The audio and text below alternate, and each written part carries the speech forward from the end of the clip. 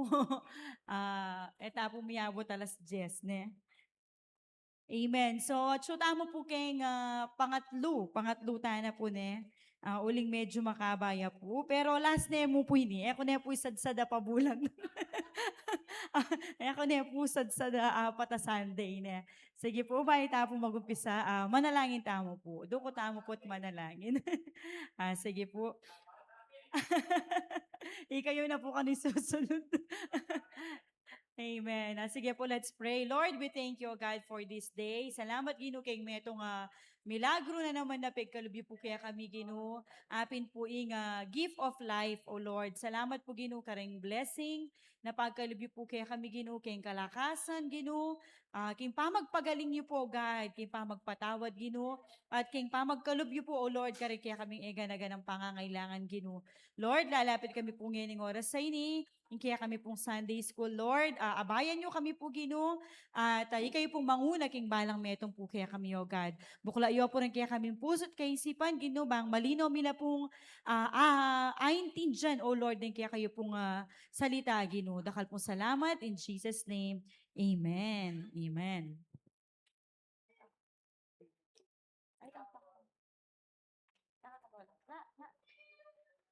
Okay. So, pangatlo,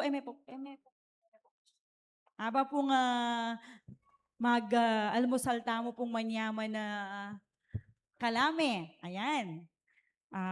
Namnaman taya mo naman po yung salita ng Gino. So last time po, pag-aralan tayo po yung Trinity.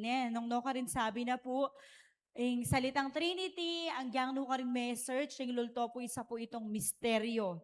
Sabi natin po ito ay isang hiwaga na dapat paniwalaan. Ay na po, at panampalatayan ng isang Kristiyano. Ayan. So, in po kanong Trinity, yan, review tayo mo pong bagyan. Ito ay inilalarawan sa iisang Diyos na may tatlong persona. So, impong Trinity, ikit tayo po ini, marakal po na kaiking Bible, instances po na pepakit niya po yung Trinity. Pero yung pinaka sikat po, kumbaga, apin niya po itang when Jesus was baptized, sabi na po ka rin, review tayo ang pong bagya, nabuksan ng langit at nakita niyang bumababa ang Espiritu ng Diyos na tulad ng isang kalapati na lumapag sa kanya at may tinig na nagmula sa langit nagsabi, ito ang aking anak, sabi na po. Ito ang aking anak na minamahal kong lubos, sana po, Ayan. So, ngayon naman po ay dadako po tayo. Ayan. So, naipahayag po yung pangalan ng Diyos ayon sa kanyang relasyon sa kanyang mga nilalang. So, ano daw po dito pinapakita yung role, iba pang role ng ating Diyos sa ating mga buhay. Ayan. Sabi niya po, ang pangalan ng Diyos sa Biblia ay hindi lang mga pinagsama-samang mga letra upang mabuo ang isang tunog.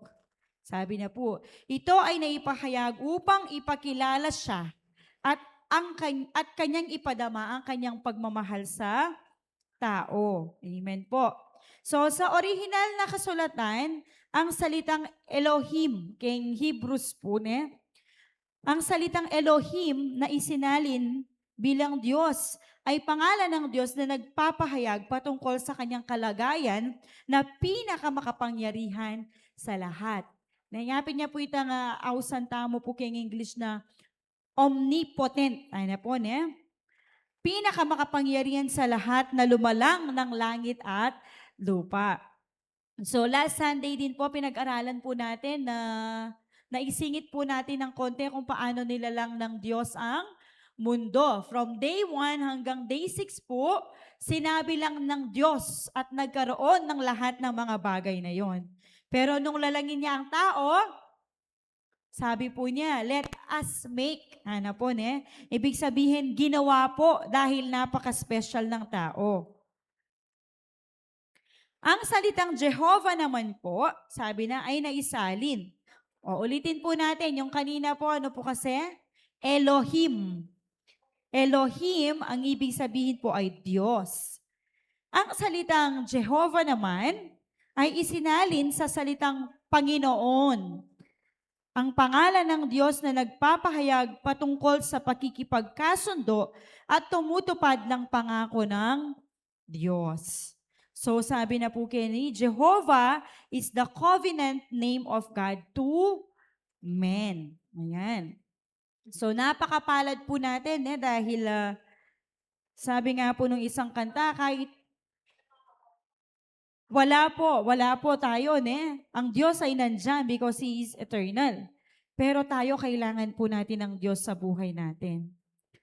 So tuwing magagamit po sa Biblia ang salitang Jehovah, ang ibig sabihin po nito ay gustong ilapit ng Diyos ang kanyang sarili upang matupad ang kanyang mga pangako sa tao. At ito po yung perfect example po na tinupad ng Diyos ang kanyang pangako. Yun po ay ang maligtas tayo. Amen po. Ayan. So sabi niya po dito, the name Jehovah emphasizes, ibig sabihin po, binibigyan pong diin, sabi mo niya dito, He who was, who is and is to come. Siya noon, ngayon, sabi na po niya, at siyang darating ay eternal. Ibig sabihin po, ang ating Diyos ay magpakailanman mananatili, helping, sabi po niya, tutulong, and meeting, sabi po niya, ipagkakaloob ang lahat ng ating mga pangangailangan sa kanila na naniniwala sa Kanya. Amen po. So, darako na po tayo sa mga character, okay, ng ating Diyos, na kung saan makikita po natin yung iba't ibang, ginagampanan ng Diyos sa ating mga buhay. Amen po. So, unang-una po dito, mga Hebrews terms po ito. Ang sabi po niya, our God is the Jehovah. Ulitin ko po, yung Jehovah, ibig sabihin po niya ay Panginoon. Jehovah Rapha. Sabi po niya dito, the Lord is my healer. Ang Panginoon na nagpapagaling. Amen po. Jehovah Rapha, ito ang pangalan ng Diyos na nagbibigay pangako sa mga may karamdaman na pwede silang gumaling sapagkat ayon sa Exodus 15:26, ako ang Panginoon na nagpapagaling sa iyo. Ayan. Ayaw makasunod. Amen po. Yung una po ay ang Jehovah Rapha. Tandaan tayo po ini, the Lord is my healer. Amen po. Ayan. Kung sino man ang may karamdaman, sabi niya po, kailangang tumawag sa pangalan ng Panginoon sapagkat siya ay nangako na pagagalingin niya ang bawat tatawag sa Kanya. Amen po. So, yun po yung una po sa mga karakteristik po. Ayan. Sino na po dito yung pinagaling ng Diyos? Amen. Lahat po tayo ay may na-experience po natin na tayo po ay pinagaling ng Diyos. Amen po. Because in Jesus' name, there is healing po. And in Jesus' name, there is power. Amen po. Madalas po, yung mga, hindi naman po lahat, no? Pero meron pong mga na, albawa po may ICU mo po yung tao, bandang talawiing sabyanda po, manalangin ta na mo, yan na mo pong pag-asa tamo yung panalangin. Ipagpasa Diyos na lang, ara po. Pero hindi po kaya, dapat mas maganda, iuna natin yung panalangin. Amen po? Parang yung kasing panalangin, nagiging last resort na lang siya. Kumbaga, last na option, last choices. Pero kaya katamo pong Kristiyano, dapat iuna tayo po kanuing, idalad me po king panalangin. Amen po. So the Lord is my healer. Ang Diyos ang nagpapagaling. Hindi lang po sa karamdamang pisikal, maging sa emotional at lalong-lalo na po sa espiritual. Amen po. Ikalawa po natin, lilipat po na. Magkaya ko yan. Ang ikalawa po natin ay ang Jehovah Nisi. Ulitin ko po, Jehovah ay ang Panginoon. Sabi po niya dito, the Lord is my banner. Sabi po niya dito. Ang Panginoon ang aking tagumpay o bandila. Okay. Ito po ay pangalan ng Diyos na nagbibigay pangako na tutulungan niya ang bawat isa tuwing panahon na may nagbabanta sa kanila. Sapagkat ang ibig sabihin ng pangalan nito, ang Diyos ang aking saklolo. Amen po. The Lord is my banner. Ayan. Ayon sa Exodus 17:15-16, at nagtayo si Moses ng isang dambana at pinangalanan niya itong Jehovah Nisi. At ang kanyang sinabi, ang Panginoon ay makikipagdigma sa buong panahon para sa lahing ito. Ibig sabihin po nito, ang Diyos po ang lumalaban para sa atin. Amen po. So yung mga laban natin sa buhay, yung battle na yan, hindi lang po yan sa atin. For the battle belongs to the Lord. Amen po. Amen. Yan po ang ating ikalawa. Ang Jehovah Nisi, ibig sabihin po, ang Diyos ang aking tagumpay. So lahat daw po ng mga nakamtan natin sa buhay, ayan, yung mga accomplishment po natin yan, ayan, si Lord po ang dahilan ng lahat ng yan. Amen po. Kaya patuloy na magpakumbaba sa kanyang harapan dahil kung wala si Lord, wala tayo. Walang saysay ang buhay natin sapagkat magkaroon man tayo ng lahat ng bagay sa mundo. Ne? Kung wala kang Diyos sa buhay mo, meaningless, sabi po niya. Meaningless. Ne? Ala po ka nung kabuluhan. Ikatlo po, ulitin lang po natin para mareremind tayo. Number 1, Jehovah Rapha. Okay? God is my healer. Ikalawa, Jehovah Nisi. The Lord is my banner or success. Ikatlo po ay ang Jehovah Shalom. Napakaganda pong pangalan nito. Shalom. Na ibig sabihin po ay kapayapaan. Amen po. Kaya yung mga greetings po ng mga Israelites, usually naririnig natin sa kanila, Shalom. Ayan. So, ibig sabihin po ng Shalom o Jehovah Shalom, ang Panginoon ang aking kapayapaan. Amen po.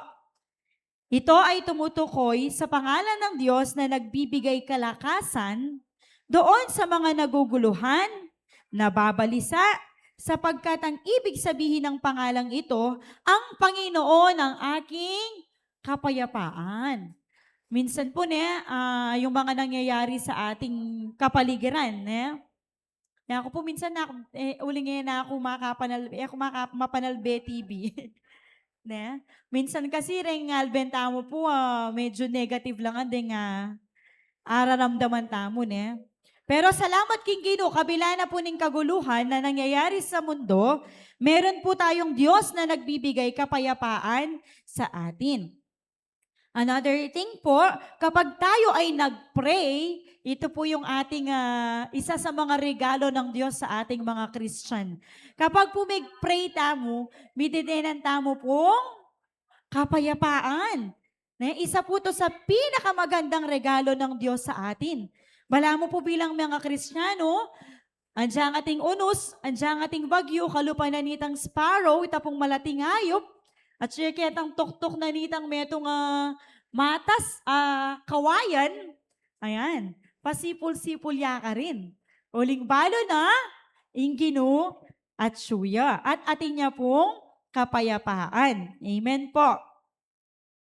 Ang sabi po sa hukom or judges in the life of Gideon po, kung matatandaan po natin, si Gideon ay isa sa mga naging sundalo.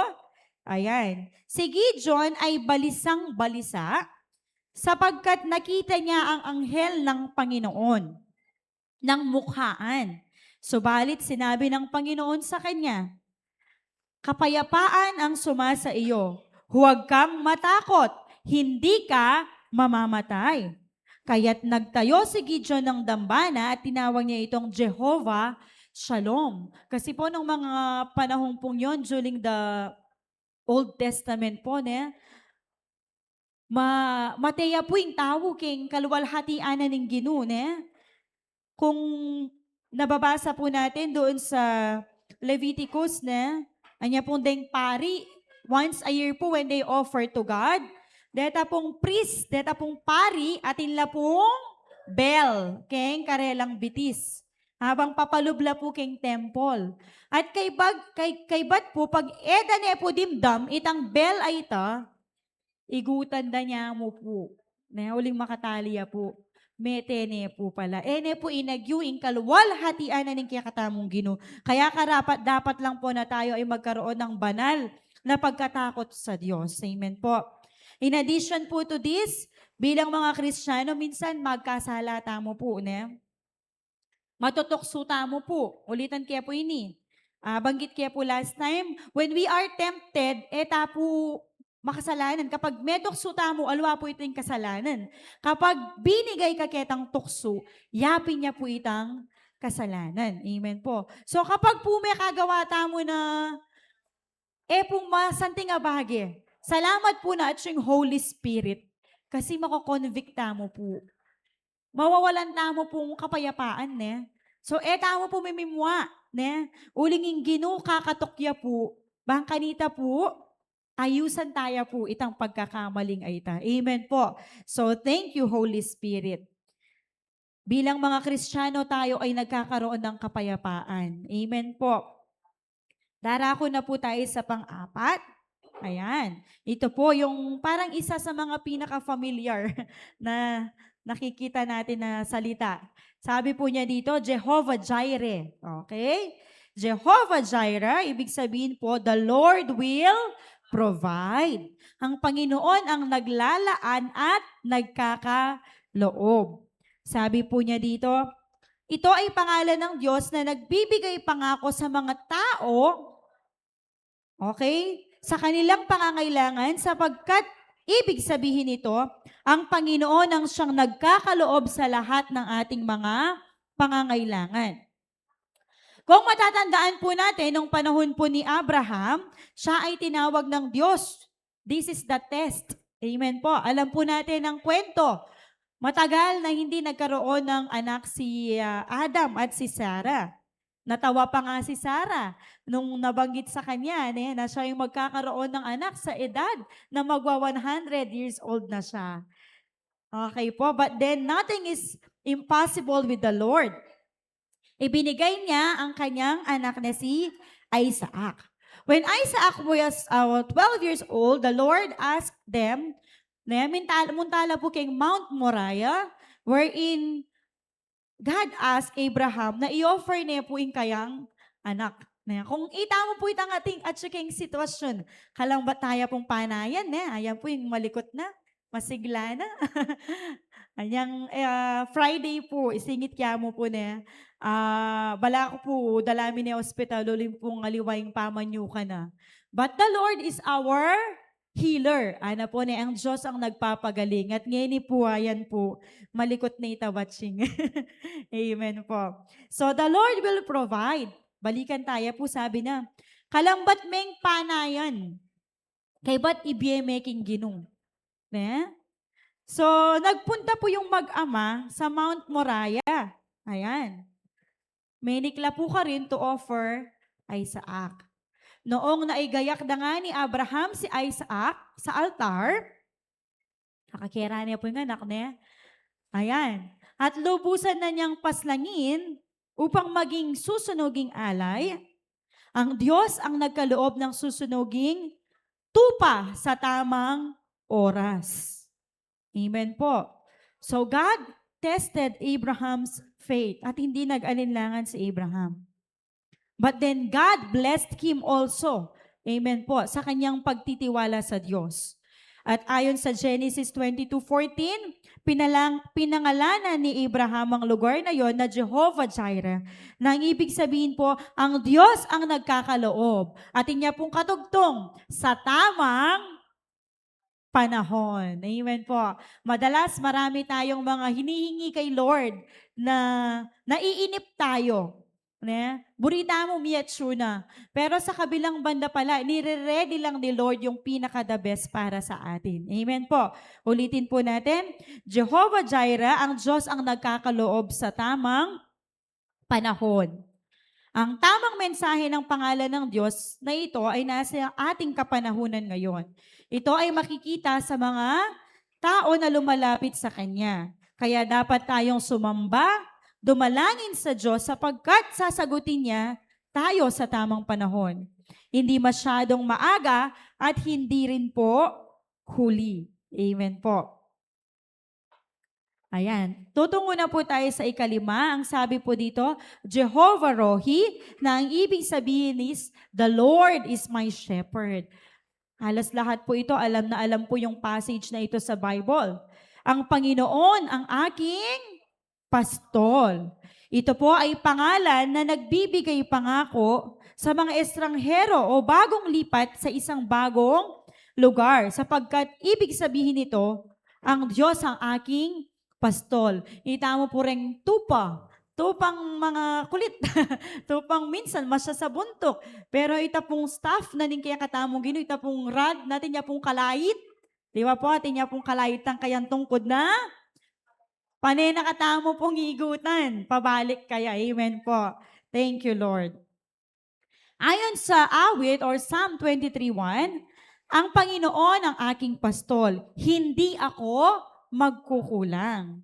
So sabi na po Kenny, kailangan ay palagi nating tandaan na ang Diyos ay may pagmamalasakit sa bawat isa sa atin na kaya niyang ipagkaloob ang lahat ng ating mga pangangailangan. Amen po. So magtiwala po tayo na bawat aldo po na binyan na ning ginukiya katamu, at siya po itang kayang provision, at siya po itang kayang pagkakaloob karetang pangangailangan tamo. Amen po.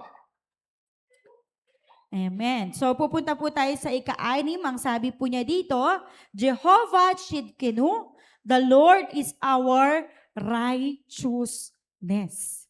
Ang Panginoon ang ating katuwiran. So ito po ay pangalan ng Diyos na nagbibigay pangako doon sa mga nakakaranas, sabi niya po, ng pang-aapi, pagpapahirap, sapagkat ang pangalang ito, ang ibig sabihin, ang Diyos ang aking katuwiran. Ayon po sa Jeremiah 23:5-6, narito ang mga araw ay dumarating, sabi ng Panginoon, na ako'y magbabangon kay David ng matuwid na sanga.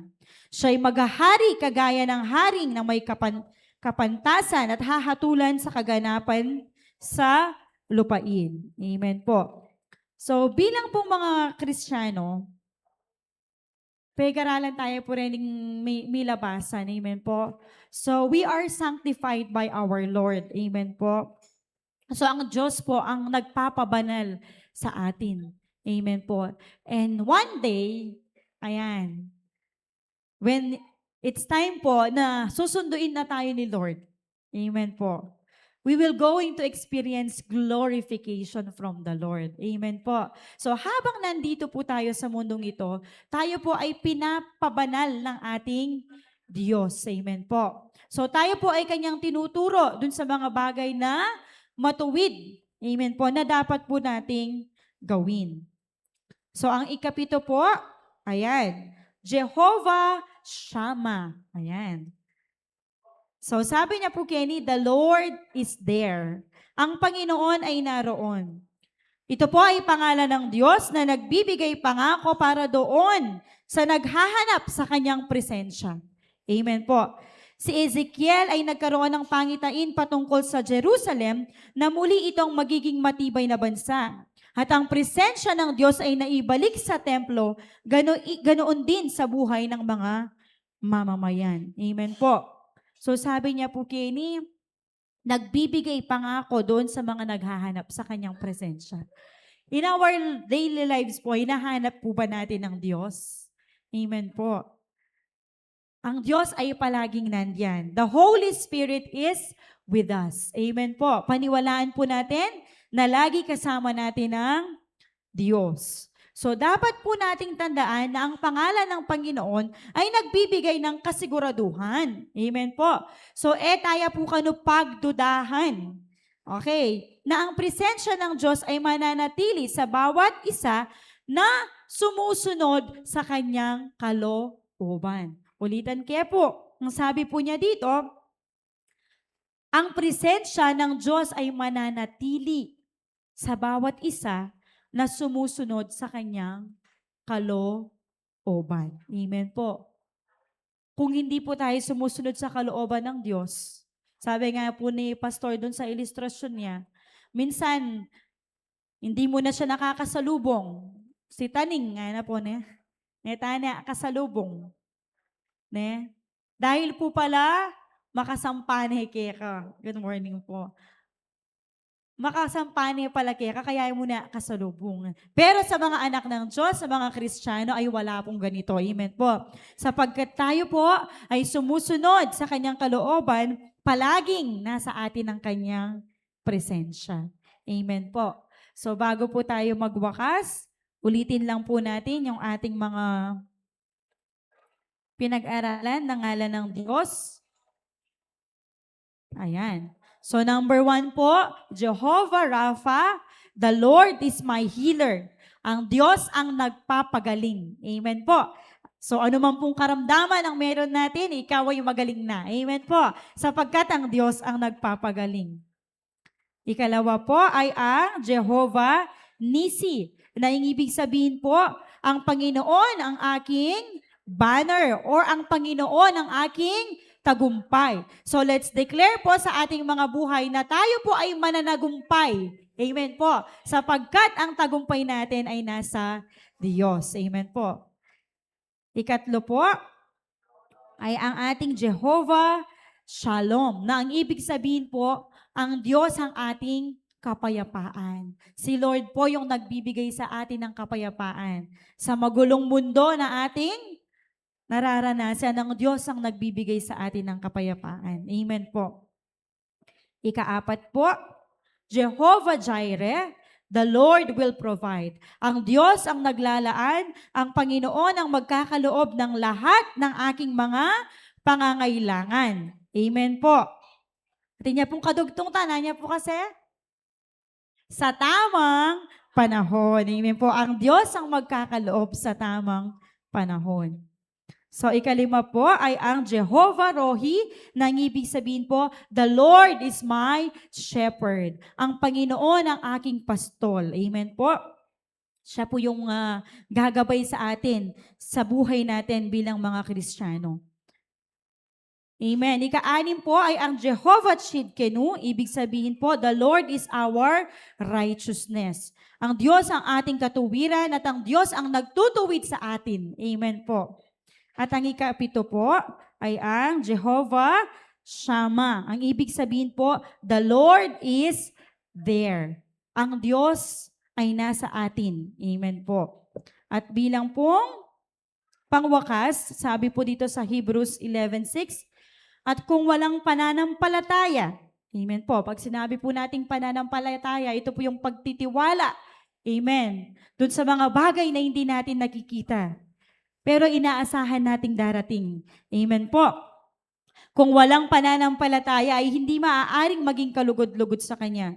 Sapagkat ang lumalapit sa Diyos ay dapat sumampalatayang may Diyos at Siya ang tagapagbigay ganti sa mga sa Kanya'y nagsisihanap. Amen po. Ang sabi po dito, ang ikalawang statement of faith po natin, ang magbibigay kaalaman patungkol sa kalagayan ng Diyos at ang kanyang pagtulong sa mga tao. So pagkatapos po nating mapag-aralan ito, sabi ko nga po nung nakaraan, maaaring sa mga ilustrasyon na hindi natin lubusang maunawaan, sapagkat dito po pumapasok yung salitang pananampalataya. Amen po. Yung Trinity po, yung kasama po nito ay ang pananampalataya. Paniwalaan mo na mayroong iisang Diyos, na mayroong 3 persona, God the Father, Jesus po, God the Son, and the Holy Spirit, na kung saan po sa kanilang iisa, they have one purpose, upang ibigin ka at upang iligtas ka. Amen po. So, ang ating buhay na mananampalataya na may pagmamahal na Diyos na dapat lumago sa ating mga puso upang tayo'y maging kalugod-lugod sa Kanya. Amen po. Diyan po nagtatapos yung ating aralin sa lesson 2. So nawa po ay panghawakan po natin yung mga salita ng ating Diyos at ipamuhay natin. Amen po. So tayo po yumukot, manalangin. Lord, salamat po Panginoon sa iyong mga salita na nagbibigay kalakasan sa amin, Panginoon, sapagkat sinabi niyo po, Matthew 4:4, hindi lamang sa tinapay, sa pisikal na kinakain na bubuhay ang tao, kundi sa bawat salita mo, Panginoon, na nagbibigay ng kalakasan sa amin. Lord, dalangin po namin na sa aming buhay, patuloy na hanapin ka namin, Panginoon. We will seek you, God, because, oh God, you are the Lord, Panginoon, na laging nandyan para sa amin. Salamat po sa aming mga aralin. Jehovah, O God, the name of the Lord, Panginoon, na nagbibigay ng kagalingan, Panginoon, kapayapaan, Panginoon, nagbibigay ng lahat ng aming mga pangangailangan, Panginoon, gumagabay sa amin, Panginoon. Maraming salamat na nandyan po kayo palagi para sa amin. Napakapalad po namin, Panginoon. Napaka-blessed po namin, Panginoon, na kami po ay naging mga anak niyo, Panginoon. Maraming salamat po, Lord. Patuloy na pagtibayin niyo po at dagdagan pa, Panginoon, ang aming pong pananampalataya. Bukloron niyo po kami, Panginoon, ng iisang pag-ibig sa church na ito, Panginoon. Ikaw lamang ang mapurihan at sambahin, Panginoon. Ito po aming panalangin sa pangalan ni Jesus. Amen. Di ba po?